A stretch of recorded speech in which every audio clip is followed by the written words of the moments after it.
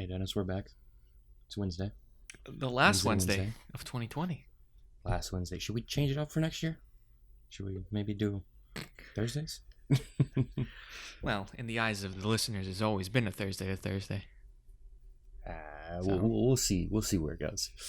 All I know is it's the last Wednesday. Wrapping the year up. Mm-hmm. Original guidance for Tesla was 500,000 deliveries in 2020. Yes. That was pre-world ending, Yes. pre-apocalypse. Yes. They are still on track to potentially do it. It's expected, I think. I would say it's expected. Elon sent the famous email of, "Hey guys, we might probably do it," which almost certainly means they did it.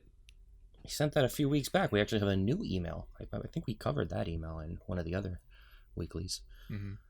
New email. Please go all out to make it happen is basically the premise of this subject here. Mm-hmm. You noticed that the target of 500,000 in 2020 is possible. It might happen. We're gonna prove the Tesla haters wrong. pushes for it. They'll prove it all wrong. Yeah. Mm-hmm. We'll see. We won't know until next week. Maybe, hopefully. Hopefully they don't take too long on getting us the final numbers. Hopefully they don't hold us in anticipation. Mm-hmm. But we'll see. Not much more to go on that. Yeah. But we like to know. We like to say that Elon knows emails go out. There's never a non-leaked email. So if Elon is out here saying like, "Hey, we're almost there," that almost certainly means That's our conspiracy theory. That's our conspiracy theory. If Elon says almost, that means it's there. It's there in an email that was quote unquote leaked. It happened. So of course, doing this, they're doing their end of year push as we continue to talk about. This year's end of year push, they've added something new. They've actually added a 3-month of full self-driving for free for anyone who takes delivery of a model or any Tesla model by December 31st. So it's a pretty this brings up a lot of questions. Why 3 month? We heard rumors of not rumors. Elon Musk stated himself of a full self-driving subscription program. Is this the beginning of that? Are we going to have 3-month increments in a subscription program? Why even give 3 months free for a product that's not really out? So does that mean that the beta program is going to be wide released for these 3-month users? I think it would make sense for the subscription plan to start at the end of this 3 months. I feel like that's early 2020, and it's a good jumping off point from all of the people that is the time frame that he gave us. It was early 2021, right? Early 2021, yeah. So it's I don't know why it's 3 months. I didn't expect 3 months. I would have expected a month, because I feel like you can. I just don't understand why, unless the beta is wide released in the next one day, I don't see why they would give a demo of something that's going to be entirely different in the next couple months. You know what I mean? Well, I mean, people still. I mean, not everyone has your enhanced autopilot, so. You're right. Navigate on autopilot, auto park, the summon, the traffic light, stop sign control thing they got going on. I mean, those are tangible features that you can experience now without having to be in the beta program. So I think there's enough stuff there to give people a taste. And I guess 3 months though, it's longer than I would expect. Like I said, Maybe Tesla's hoping that, I don't know, world restrictions kind of lessen in the next 3 months and people can go on road trips again to really test out the features, or I don't know.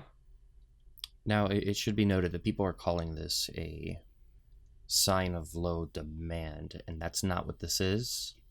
Tesla's demand has been fine. This is them trying to get people to take delivery before the year is up. It's just the one of 3 little levers they always pull. It's either a price cut, free supercharging, or something to do with autopilot or full self-driving, so I don't think that. Well, is this the first time they offered full self-driving They've given as a perk? demos before, but as a perk, yeah. Yeah. There's a full self-driving trial, I believe. It might be an Yeah. autopilot trial. I don't know I if think it's a full self-driving trial. Yeah. Regardless, it's not completely unprecedented. You just wait at the end of every year and you see what little packages we're gonna get from Tesla to get that. We covered it last push. week, but they're also giving full self-driving. I mean, Supercharging. free supercharging. Yeah. Free supercharging. So, good time to buy a Tesla tomorrow. Tomorrow, right now. Actually, well, today, actually, right now, the day you are listening. Yeah. Best time to buy a Tesla. Stop what Just you go out. Do it as you're listening to us. Yes. So, battery news. Why don't you take us into that?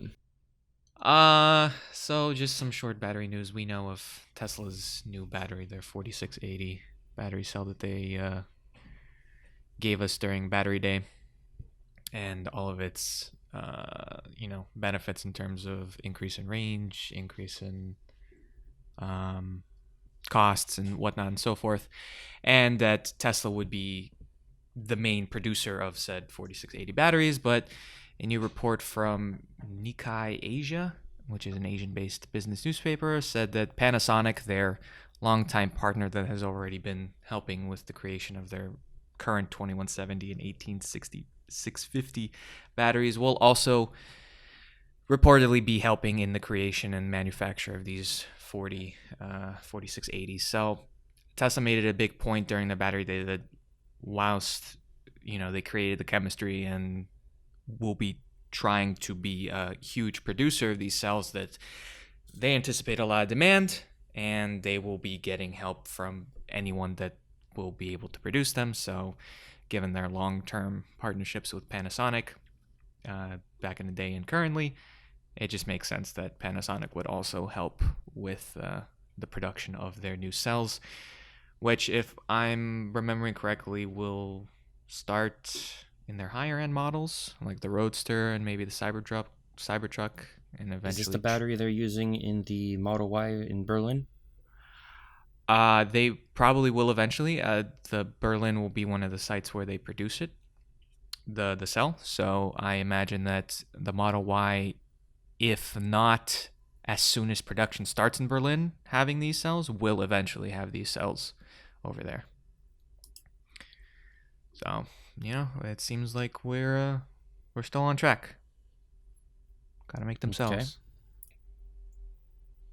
A couple green leaks here. No, every week we have a few green leaks. Can't go a week without a green leak. Ooh, that rhymed. Quick one. Apple Music and Amazon Music are potentially coming to Tesla and Tidal. Cool. I don't know who uses. Well, I don't have an iPhone, so Apple Music is dead to me, and Amazon Music is a who, and Tidal is I don't know. They got Spotify. That was all they needed, honestly. Yeah. But well, options are nice for you guys who use those services, got something to look forward to. Google Play would be nice. Does Google Music even exist anymore? I mean, you know how Google likes to destroy everything. I think they stopped Google Music, and you gotta go through YouTube Music now or something. I don't know. Well, another green leak. Yes. The internal camera. The one that's been in every Model 3 and Model Y. The questionable internal camera. It has never been used. It faces the driver inside the cabin. Some people actually cover it up. I don't know if you know that. I didn't know, but doesn't surprise me. Green has now stated that it's potentially coming to the Model S and X. Now, we've talked about a Model S and X refresh. Production is currently stopped on both Model S and X until next year, correct? July 11th? I mean, So January 11th. Changes are basically certain. We don't know what's changing, how much is changing. But according to Green, Model S and X could potentially see an internal camera with hardware 3.2 is what they're calling it, internal. Oh, we'll have to wait and see. We will have to wait and see. Hardware 3.2. That's an interesting version number. Well, funny enough, the latest update, which you'll get into in a minute, Mm-hmm. now allows for passengers to play games. Mm-hmm. And theaters active, but not able to be used while driving. Mm-hmm. So I wonder if they'll require that internal camera in order to make sure that you aren't the one who's playing the games or watching Netflix, in order to allow Netflix to run while the car's in drive. It's a very Another thing we'll just have to wait and see. it's a very murky area in terms of regulations. So I don't know how long it will take for them to prove that the camera is good enough. Walk us through the latest software update. So another holiday came by, and another holiday Tesla update came around. Was called 2020.48.26. Featured a bunch of little improvements, and then some games and some speaker-related things. So going through the improvements, because they are the quickest little tidbits of information. We had vehicle information improvements. So rest in peace to the T on top of your screen. That button is no longer there, and you cannot access your vehicle information by touching that button. You now got to go into the settings, and that leaves the Tesla logo on your dashboard as the only Tesla logo in the interior, to my knowledge. So rip to that. We had the supercharger display improvements that now show how many stalls are available in your supercharger without you having to actually click on the pin. Now, when you click on the pin, it still gives you that old pop-up, but now it has a little bar of amenities down below, like hotels, cafes, restaurants, what have you. You press on that, and then Tesla will give you points of interest that fit that category around the supercharger network. So another little quality of life improvement. They improved scheduled departures, which now allow you to precondition your battery and cabin when your car is not plugged. So previously it had to be plugged, but if you don't have a charger, say like your work parking lot, you're going to come home to a frosty car and a cold battery. So now Tesla allows you to precondition your car without being unplugged. No word on how much battery that actually uses and how much of an effect that has on range, but probably an acceptable amount so you don't have frosty fingers when you go into your car. Then driving visualization improvements, which I can't pronounce. They refreshed the instrument cluster, so now that the autopilot set speed, autopilot availability, and detected speed limits are now displayed next to the driving speed in the Model 3 and Y. In the S and X, we had some people tell us that the text got smaller, and we thought, well, I don't know, maybe they're seeing things, but then we went into our Model S, and text was indeed smaller and a little bit harder to read. And I don't know why they did that. Have you gotten used to your smaller text, or is it still too small? I've gotten used to it, but I can see how someone who needs glasses would it'd be more noticeable to them. It's right on that line of too small. Yeah, so we don't really know because there's a bunch of empty space now, at least in the Model S and X instrument cluster, but whatever. The release notes also got an improvement, and now they're in a much cleaner and more organized manner. So all your little features are on the left side. You click on them, and then a description of what that feature is pops up on the right side. It's a much cleaner look and much easier to read about the features that you actually care about. And now the more substantial things. 3 games came. We have Solitaire.